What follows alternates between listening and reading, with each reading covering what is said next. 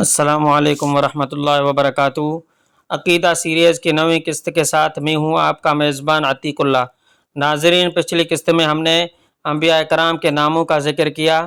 آج کی اس بابرکت قسط میں ہم حضور اکرم خاتم النبیین حضرت محمد مصطفیٰ صلی اللہ علیہ وسلم کے معزز خاندان، آپ کے مبارک شجر نسب اور آپ صلی اللہ علیہ وسلم پر ہونے والے آغاز وحی کے متعلق تفصیلی عقائد بیان کریں گے۔ سب سے پہلے جاننا چاہیے کہ حضور صلی اللہ علیہ وسلم قریش سے ہیں۔ عرب کے تمام خاندانوں میں قریش کے خاندان کی عزت اور مرتبہ سب سے زیادہ تھا۔ قریش کے خاندان کے لوگ عرب کے دوسرے خاندانوں کے سردار مانے جاتے تھے۔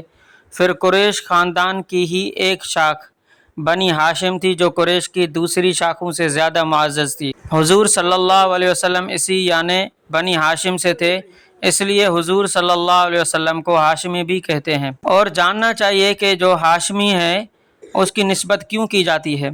حضور صلی اللہ علیہ وسلم کے پردادا کا نام ہاشم تھا۔ آپ کریم صلی اللہ علیہ وسلم کا شجرہ نسب اس طرح ہے: محمد بن عبداللہ بن عبد المطلب بن ہاشم بن عبد مناف۔ تو دیکھیے، آپ صلی اللہ علیہ وسلم کے پردادا کا نام ہاشم آتا ہے۔ حضور صلی اللہ علیہ وسلم کے شجرہ نسب میں حضرت آدم علیہ السلام کے بعد کوئی دوسرا پیغمبر ہے یا نہیں؟ جی ہاں، بالکل ہیں۔ حضور صلی اللہ علیہ وسلم حضرت اسماعیل علیہ السلام کی اولاد میں سے ہیں، اور حضرت اسماعیل علیہ السلام حضرت ابراہیم خلیل اللہ علیہ السلام کے فرزند تھے۔ ان دونوں کے علاوہ حضرت نوح علیہ السلام، حضرت ادریس علیہ السلام، حضرت شیس علیہ السلام بھی حضور صلی اللہ علیہ وسلم کے شجرہ نسب میں شامل ہیں۔ حضرت محمد مصطفیٰ صلی اللہ علیہ وسلم کو جو پیغمبری ملی وہ آپ صلی اللہ علیہ وسلم کی 40 سال ہوئی تو آپ کریم صلی اللہ علیہ وسلم پر وحی نازل ہوئی۔